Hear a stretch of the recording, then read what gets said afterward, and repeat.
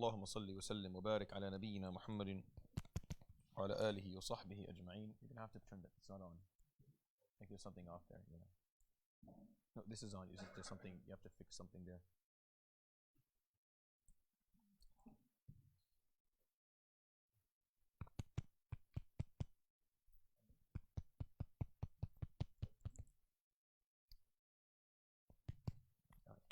بسم الله الرحمن الرحيم والحمد لله رب العالمين اللهم صل وسلم وبارك على نبينا محمد وعلى آله وصحبه أجمعين وبعد. Today inshallah you'll talk about Surah Al-Borooj. It's the final surah within the group, the second group of surahs in Juz' Amma, or the Juz' al-30, the 30th Juz' of the Quran, the 30th, the last cluster of the Quran. Summarizes everything. And the first group talked about the pillars of taking a faith or accepting a religion. And the second group talks about choices. And we went through the first 4 surahs in this group that talked about choices from different angles. Surah Al-Takwir talked about the sanctity of it, the holiness of the choice, the fact that it's granted to you by God Himself subhanahu wa ta'ala. Surah Al-Fitar talks about the fact that you're accountable for your choices. You're not making choices into a empty nothingness. You're making choices and there's accountability for them. Surah Al-Mutaffifin talks about the fact that they're recorded and that there are consequences both in this life and the hereafter. And Surah Al-Inshiqaq reminds us that the margin of our choices isn't as wide as we think it is. It's actually quite narrow. We don't have as many options as we think, so we're not making as many choices as we may think. So make your choices very, very carefully, very wisely, and make sure you're basing them on knowledge and on an educated understanding of what's around you. And that's kind of what Surah Al-Inshiqaq talks about. And you would think that that would be enough in terms of this, talking about this issue. But there's one more surah within this group that will talk about choices. And by far, this is the most effective for me, at least, in understanding the concept. And it's a very heavy one, Surah Al-Borooj, the constellations. I'm going to read the first couple of verses, and then I'll remind you a little bit of what the story is, and then I'll tell you what the purpose or point of the surah actually is. He says subhanahu wa ta'ala, وَالسَّمَاءِ ذَاتِ الْبُرُوجِ وَالْيَوْمِ الْمَوْعُودِ وَشَاهِدٍ وَمَشْهُودٍ قُتِلَ أَصْحَابُ الْأُخْدُودِ النَّارِ ذَاتِ الْوَقُودِ إِذْ هُمْ عَلَيْهَا قُعُودٌ وَهُمْ عَلَى مَا يَفْعَلُونَ بِالْمُؤْمِنِينَ شُهُودٌ وَمَا نَقَمُوا مِنْهُمْ إِلَّا أَن يُؤْمِنُوا بِاللَّهِ الْعَزِيزِ الْحَمِيدِ الَّذِي لَهُ مُلْكُ السَّمَاوَاتِ وَالْأَرْضِ وَاللَّهُ عَلَى كُلِّ شَيْءٍ شَهِيدٌ إِنَّ الَّذِينَ فَتَنُوا الْمُؤْمِنِينَ وَالْمُؤْمِنَاتِ ثُمَّ لَمْ يَتُوبُوا فَلَهُمْ عَذَابُ جَهَنَّمَ وَلَهُمْ عَذَابُ الْحَرِيقِ إِنَّ الَّذِينَ آمَنُوا وَعَمِلُوا الصَّالِحَاتِ لَهُمْ جَنَّاتٌ تَجْرِي مِنْ تَحْتِهَا الْأَنْهَارُ ذَلِكَ الْفَوْزُ الْكَبِيرُ. These verses in Surah Al-Borooj tell us a story. I'm not going to tell you that full story today because it'll take way more time than I have actually available to me until Isha. But you do know the basic idea of the story is that a group of people somewhere in Shibh al-Jazira, in the peninsula of Arabia, tried to change their religion while they were being ruled by a polytheist dictator, while they were being ruled by someone who claimed to be God or had a number of gods that he wanted people to worship. And they had found the concept of La ilaha illallah and they wanted to believe. And what happened was that this king, this dictator, dug an ukhdud, a trench, filled it with wood, kindled a very large fire within it, and began to throw believers into it. He began to ask people to make a choice. Either you can hold on to La ilaha illallah and you're thrown into the fire, or you change your faith, you go back to how things were before, and we spare you. And that's how things went down. And a very known incident that is very famous within Arabia during the time of the Prophet. I mean, the Prophet ﷺ grew up hearing this story, not from Surah Al-Borooj, but from his uncles and grandparents and people who lived around him, because this story was very well known. It was well documented. It's similar to the story of Ashab al-Fil. These are the tales that are told of the land. And the Prophet ﷺ, I can only imagine him listening to this story and wondering how this went down. How is it that people can do something like that? Surah Al-Borooj is not interested in diving into why a human being would throw another human being into a kindled fire. That's talked about elsewhere. Surah Al-Borooj is talking about an aspect of choices, which is the following statement. And if you understand this statement, you understand the whole purpose of Surah Al-Borooj. Not doing anything is a choice. Not doing anything is an action. It's an activity. It's doing something. If you choose to say nothing, well, that's what you chose to say. I mean, saying nothing is a choice. It's not passivity and indifference. If you just don't care, that's a choice you made. If you're passive, if you allow things to occur in front of you and you do not react and you have no input and you have no opinion and you have no effect, that's a choice. You're making that choice. You know when you're a kid and something breaks in the room and your parents come running upstairs and your first thing that you say is, I didn't do anything, right? Now it depends on where you are in the grapevine. It depends on where you are. If you're the youngest, you're safe. If you're the oldest, you're not. You didn't do anything, that's a problem. What do you mean, why didn't you stop them? Why didn't you calm them down? Why didn't you remove this person? Why didn't you? So not doing anything for certain people doesn't work at all. It actually makes the punishment worse. And this is what Allah subhanahu wa ta'ala is teaching in Surah Al-Borooj. The concept is very simple. Yawm al-Qiyamah, if you come and say, I didn't do anything, He'll tell you that's the problem. If Yawm al-Qiyamah, you decide to come and say, I didn't do anything. Exactly, you didn't do anything. And here's where the surah tells us story, so you understand it. وَالسَّمَاءِ ذَاتِ الْبُرُوجِ, I swear by the sky with its constellations that go upwards. In contrast to the trench that was digging that goes downwards. And there's always these contrasts in the surah of the Quran. If you think about them a little bit, you can always catch them. وَالْيَوْمِ الْمَوْعُودِ, and I swear by the promised day, which is Yawm al-Qiyamah, the day of accountability. وَشَاهِدٍ وَمَشْهُودٍ, and I swear by every witness and everything that was ever witnessed. This is the linguistic breakdown of these two words. Not talking about a specific incident that was witnessed or a specific witness. He's subhanahu wa ta'ala taking an oath by every witness, every person that ever witnessed anything, and every incident that was ever witnessed by a human being. وَشَاهِدٍ وَمَشْهُودٍ. Of course, when he makes an oath subhanahu wa ta'ala in the surah, he's always drawing our attention to something within it. Like when Nazi'ati gharqa, like I explained at the beginning, it was talking about the nafs as a preparation so that we understand what's required of us, what the job and obstacles are going to look like. وَشَاهِدٍ وَمَشْهُودٍ. So he's making these oaths subhanahu wa ta'ala. I swear by the sky with all its constellations. I swear by the promised day, and I swear by every witness and everything that's ever been witnessed. قُتِلَ أَصْحَابُ الْأُخْدُودِ النَّارِ ذَاتِ الْوَقُودِ إِذْ هُمْ عَلَيْهَا قُعُودٌ. May the people of the Ukhdud be punished severely. Now, who are Ashabul Ukhdud? Who are the people of Al-Ukhdud? Here's the catch in the surah to understand who Ashabul Ukhdud are. Because when you first hear the story, your mind will go and say, Ashabul Ukhdud are the people who threw the believers into the fire. Unfortunately, you would be mistaken. He's not talking about them, subhanahu wa ta'ala. Obviously, if you're throwing a human being into a kindled fire, you're going to be punished Yawm al-Qiyamah. It's talked about later on in the surah. إِنَّ الَّذِينَ فَتَنُوا الْمُؤْمِنِينَ وَالْمُؤْمِنَاتِ. Those who tortured or mistreated the believers, male and female. فَلَهُمْ عَذَابُ جَهَنَّمَ وَلَهُمْ عَذَابُ الْحَرِيقِ. And these people were going to be punished Yawm al-Qiyamah, and they're going to be burnt just like they burnt others. So who are Ashabul Ukhdud? So the surah continues, so I'm not going to make this up. The surah is actually explained to us who they are, who Ashabul Ukhdud are. And then he explains first of all what the Ukhdud is. النَّارِ ذَاتِ الْوَقُودِ, the fire that is being kindled with fuel. And the fuel is the wood that's in it. And then he explains subhanahu wa ta'ala, إِذْ هُمْ عَلَيْهَا قُعُودٌ. Now the word qa'ada or qu'ud in the Quran has a specific usage. Jalasa is to sit. Qa'ada means to sit back from doing something. Jalasa is just to sit. It's just what we're doing right now. Qa'ada means there was something that you should have done, but you stayed back. You didn't do it. And that's why you find in the Quran, وَقَعَدَ الَّذِينَ كَذَبُوا اللَّهَ وَرَسُولَهُ.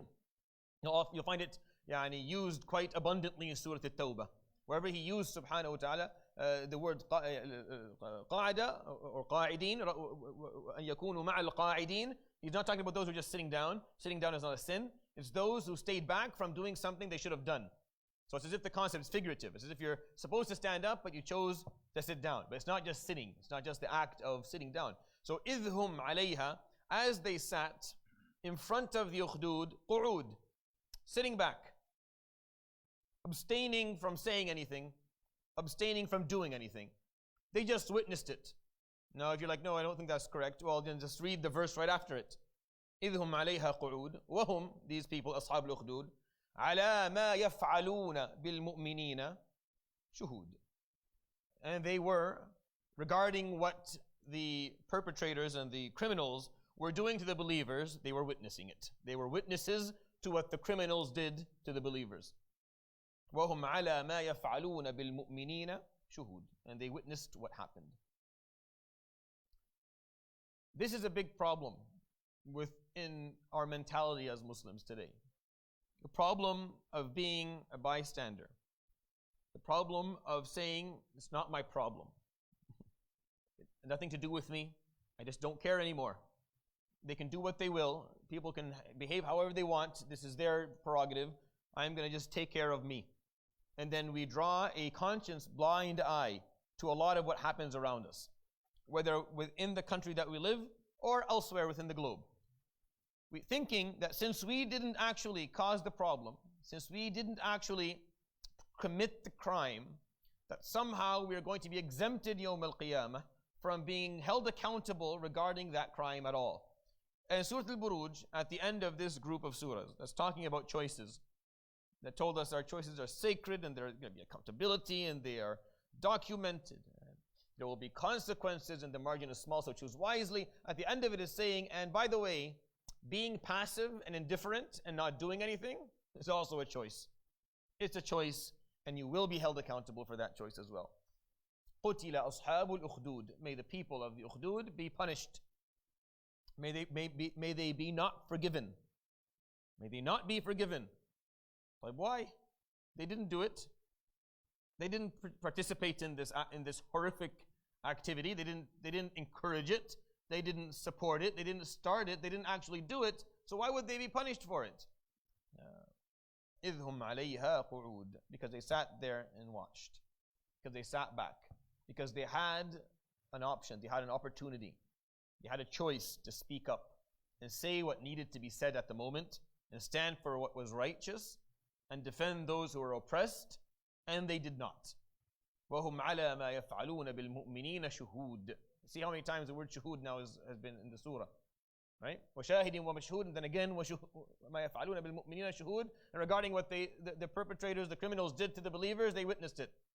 وَمَا نَقَمُوا مِنْهُمْ. And these criminals had no hatred towards the believers except the fact that يُؤْمِنُوا بِاللَّهِ إِلَّا أَن يُؤْمِنُوا بِاللَّهِ الْعَزِيزِ الْحَمِيدِ. Except they believed in Allah the unfathomable and the praiseworthy. الَّذِي. But listen to how he continues talking about himself subhanahu wa ta'ala here in Surah Al-Borooj. Unlike maybe other surahs. الَّذِي لَهُ مُلْكُ السَّمَاوَاتِ وَالْأَرْضِ. The one within his hand is the sovereignty of the earth and the heavens and the earth. وَاللَّهُ عَلَى كُلِّ شَيْءٍ شَهِيدٌ. And Allah subhanahu wa ta'ala witnesses all. If He's taking an oath by every witness and everything that was witnessed, and He is saying the people of the ukhdud were going to be punished, the ones who sat back and witnessed it and watched this atrocity occur and say nothing and do nothing about it, tell them that Allah subhanahu wa ta'ala owns the sovereignty of the heavens and the earth, and He also witnesses everything.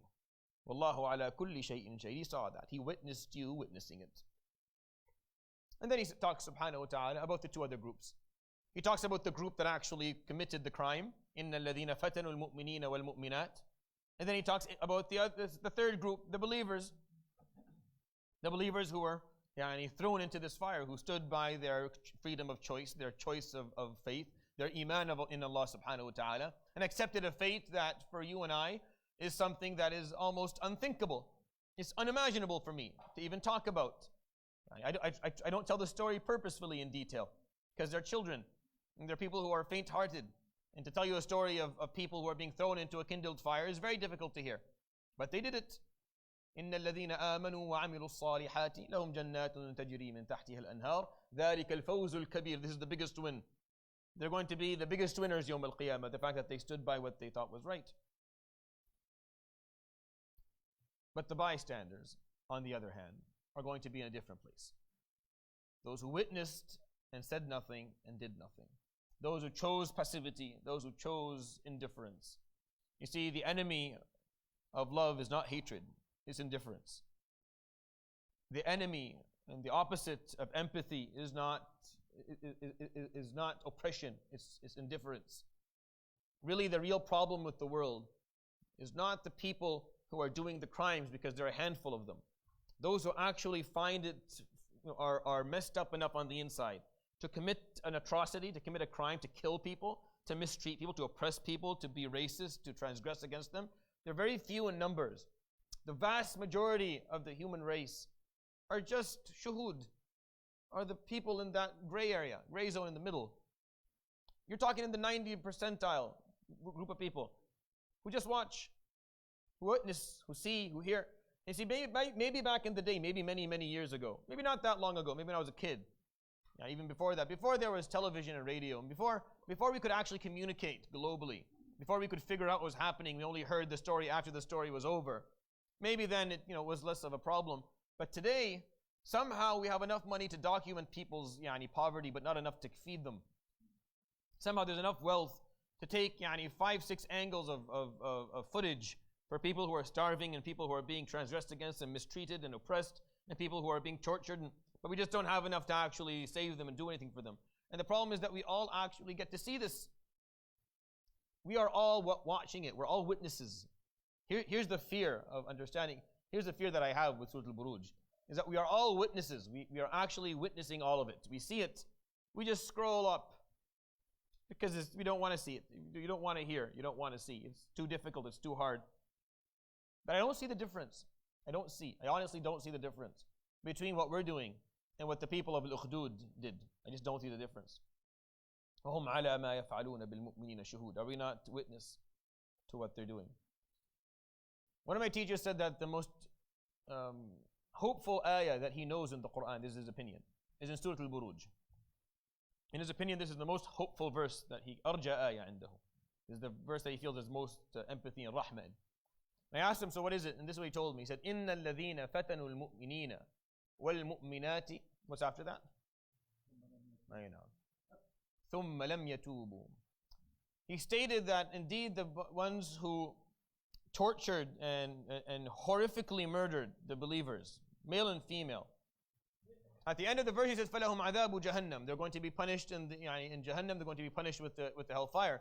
But in between what they did and the consequence of what they did, he inserted subhanahu wa ta'ala these 3 words. ثُمَّ لَمْ يَتُوبُوا. They did it, but they never repented. To say that had they repented, had they performed tawbah, then things would have been different. Had they performed any form of tawbah, then maybe that wouldn't have been the outcome. And here's the catch, I believe, in Surah Al-Borooj. The only way for them to perform tawbah was going to be if the witnesses spoke up. If you go into a mode of tyranny and mistreatment, and you find no one to speak up against you, you start believing that what you're doing is okay. You just start believing that what you're doing, even though somewhere deep inside you know it isn't. But if no one says anything, if no one is speaking up against it, if no one is objecting, if no one is pointing a finger, if no one is saying that this is not the right thing, then you will start believing that what you're doing is fine. There's no problem in it. So you keep on doing it. And why do you think Fir'aun continued to be Fir'aun? It's because of Haman and the people around him. Because they kept on blowing into it. Yeah, of course you have to oppress this group. Of course, you're better. Of course, you are a god. Of course, and he believes it after a while because no one's telling him you're wrong. They're all too scared. Everyone's too scared to say the truth because if you say the truth, you're putting your neck on the line. But really, the truth and your neck have never been equivalent in any scale as far as Allah subhanahu wa ta'ala is concerned. They've never been equivalent. My life and the righteousness are not equal. My life is not worth righteousness by any stretch of the imagination. Al-Haqq is much more weightful, is much more valuable than anything that exists on earth. There is no situation or circumstance that allows us to say that al-haq here can be forgone, or we can push it aside, or something's more important. Nothing's more important. Nothing is more important than standing by what is al-haq ever, at any point. And that's just a fundamental concept within our deen. Fundamental within Islam is that al-haq is always the right thing. You always stand by it, you always support it, you always speak up for it.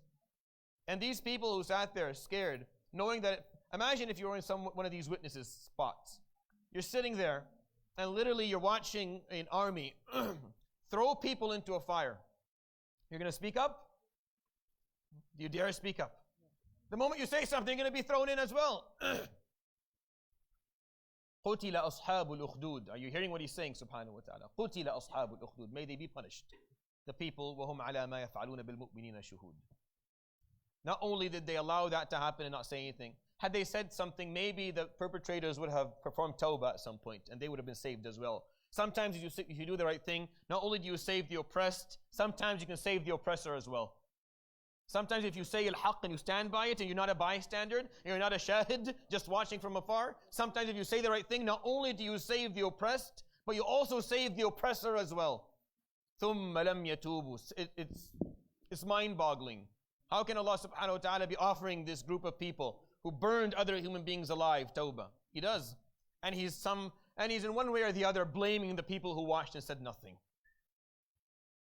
He continues subhanahu wa ta'ala the surah, إِنَّ بَطْشَ رَبِّكَ لَشَدِيدٌ إِنَّهُ هُوَ يُبْدِئُ وَيُعِيدُ وَهُوَ الْغَفُورُ الْوَدُودُ ذُو الْعَرْشِ الْمَجِيدُ فَعَّالٌ لِمَا يُرِيدُ. He talks about himself for a moment, subhanahu wa ta'ala. Indeed, the wrath of your Lord is severe.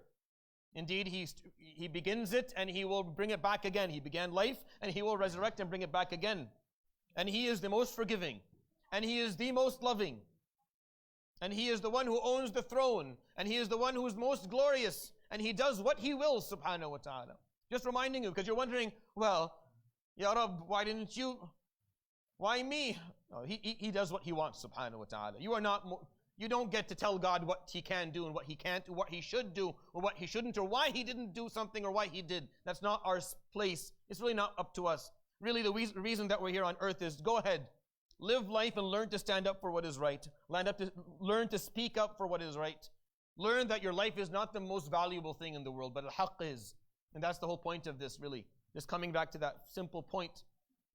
And then he says, subhanahu wa ta'ala, هَلْ أَتَاكَ حَدِيثُ الْجُنُودِ فِرْعَوْنَ وَثَمُودَ. You ever hear the story of the soldiers? Why the soldiers? Who is more of a bystander than a soldier? Who, when they perform one of the worst atrocities, you ask them, why did you do this? They say, Abdun Ma'mur. I'm just a commanded servant. I have no control. I'm just a soldier. Someone else is commanding me. And he gives the example of Fir'aun and Thamud. Because Fir'aun, as I explained to you a moment ago, the only reason he continued to be Fir'aun is because of his soldiers. No one spoke up. He believed that he was God. Imagine that you lead yourself and others allow you to lead yourself to believe that you're actually more than flesh and blood. It's insane. I don't understand it. Thamud is the everlasting example of ghafla, of indifference. The problem of Salih alayhi salam with Thamud was indifference. They just didn't care. You couldn't get them to care about anything. When people have too much wealth, they stop caring. It's hard to get a child to care about anything serious if they don't learn to carry responsibility early on in life. They become too indifferent. They just don't care anymore. Everything is a joke. Everything seems so simple. And then they see atrocities and they say nothing about them. Fir'auna wa Thamud. What do you think about the Junud? Where do you think they fall يوم القيامة? بل الذين كفروا في تكذيب والله من ورائهم محيط بل هو قرآن مجيد في لوح محفوظ. No, the problem is not that people are just indifferent. It's also that they're in a state of takdhib. How many times have we heard this so far? Are you seeing a pattern with me? Am I able to actually put this thread and sew it through all these surahs? You see how many times I go takdhib? This is the problem. The problem is that if the haqq is clear to you, but you just for some reason choose not to follow it, not to stand by it. You see, takdhib is not just refusing to follow al-haqq. Takdhib is also refusing to stand up for what is right. That's also a form of takdhib. A form of takdeeb is when you know this is right. You know that defending these people or speaking up for their rights or stopping them from being oppressed or speaking up against aggression of any sort or racism or supremacism or hatred, you know that's the right thing and you don't do it. It's takdeeb. Just a different form of it, but it's still takdeeb. Because you just watched, you knew what was supposed to be done, you didn't do it. You knew what was supposed to be done, but you didn't do it. Why? The question is why? Because you're not the one who caused the problem. Read Surah Al-Borooj and tell me if Surah Al-Borooj is giving you a pass. Tell me if Surah Al-Borooj is offering you an exemption. Yeah, you don't have to, as long as you didn't perform the crime, then you're fine. No, it's not saying that. It's not. وَهُمْ عَلَى مَا يَفْعَلُونَ بِالْمُؤْمِنِينَ شُهُودٌ. And they watched it, and they watched it. How many things have you watched? بَلِ الَّذِينَ كَفَرُوا فِي تَكْذِيبٍ. The problem is that they just don't want to stand up for what is right. وَاللَّهُ مِن وَرَائِهِمْ مُحِيطٌ. And Allah subhanahu wa ta'ala encompasses them all from behind them. It's as if you're walking and you don't notice that Allah subhanahu wa ta'ala is right behind you, encompassing everything you've done. Every choice and every non-choice that you think isn't a choice but is a choice. Passivity and indifference is a choice. Not doing anything is a decision. It's a decision that you're making. You can't say, I didn't do anything. No, that you decided not to do anything. There's no such thing as I don't believe in anything. No. You believe in, everyone believes in something. And everyone's doing something. Sitting back and إِذْ هُمْ عَلَيْهَا قُعُودٌ. I just watched that. Yeah, I know, that's exactly what you did. You watched. And that's the category you'll come in Yawm al-Qiyamah. There's no such thing that I had nothing to do with it. There's no such thing. There's nowhere to run. There's nowhere to go. You're in this. And you can't leave the pitch and say, I don't want to play anymore. You're in it. It's already done. You're going to be held accountable. Make your decision. You can't say, I have nothing to do with it. I'm going to withdraw. You can't. That's not an option. That's not an option. It never existed. You're fooling yourself if you think that you can step away. You can't step away. You're in it. You have to make a decision. بَلْ هُوَ قُرْآنٌ مَجِيدٌ فِي لَوْحٍ مَحْفُوظٍ. And indeed, the Quran is glorious and it is preserved in a place that only Allah subhanahu wa ta'ala knows of. And that's the second group of surahs in Juz' Amma. I think, in my humble assessment, it's one of the most important groups of surahs in the whole Quran, not in the Juz'. It talks about choices. I think we underestimate the importance and the value of our choices and our decisions. I don't think we care as much. I don't think we feel that we have impact on ourselves and the world around us. I don't think we believe that we actually matter. That our words and our decisions and our actions and what we care about and what we hope for and what we do will affect the world. I don't think we understand that. And the Quran is not speaking except to people who value their choices, who see that their decisions are very valuable because they're sacred, they're God-given. Allah told you, you get to choose. No one can take that away. And no one's offered that but you. And He's telling you that you're accountable. They're being recorded. There are consequences. The margin is small. Choose wisely. And if you choose not to do anything, that is also a choice, and I'll hold you accountable to that as well. And that's the second group of surahs in Juz' Amma. I hope you found it to be beneficial. Before we move on for prayer, as the numbers within the city continue to go up, alhamdulillah, we don't have as bad mortality rate as we had at the beginning. But we are seeing a surge in hospitalizations of people with COVID. If you ask me what wakes me up in the night screaming from a nightmare, is that somehow we close down and I go back to praying me, Sheikh Ahmed and Sheikh Ra'id alone here in front of a camera. And I hope that we don't come to that. But I think we all have to be a bit wise in terms of what choices we make regarding it. So I think there's a few things. If you're feeling ill for any reason, just don't come to not this masjid, for any masjid. Just don't go to any masjid. Don't come here and then go somewhere else. Just don't go to any masjid for that night if you're feeling ill, if you're not feeling well. Make sure you have a rapid test at hand and use it and see if that you do have it and isolate properly. And if you're someone who feels a little bit ill, continue to wear masks. I would encourage, if you're someone who is not vaccinated, because we're not asking people, you should be, but we're not asking the question. Or if you're someone who is immunocompromised, or if you're someone who was exposed to someone who may have it, then just wear a mask and try and keep everyone safe so that inshallah we can continue to enjoy Ramadan in the form that we're enjoying it. I think everyone, to be honest, all around the city, the masajid are packed. If you look up front when you're coming in, you'll see like 12 different places where Taraweeh is happening. They're all full. All of them are packed. And people are coming out because I think after 2 years of realizing that this is the biggest ni'mah that we had, And when it was taken away, we inshallah all learned the lesson and we're coming out to masajid and we're participating in prayer and we're being a part of it. So we hope to be able to continue that. Jazakumullahu khairan, subhanakallah bihamdik, shalla la ilaha illa anta astaghfiruka wa atubu ilayk. Wa sallallahu wa sallam wa barak ala nabiyyina Muhammadin wa ala alihi wa sahbihi ajma'in.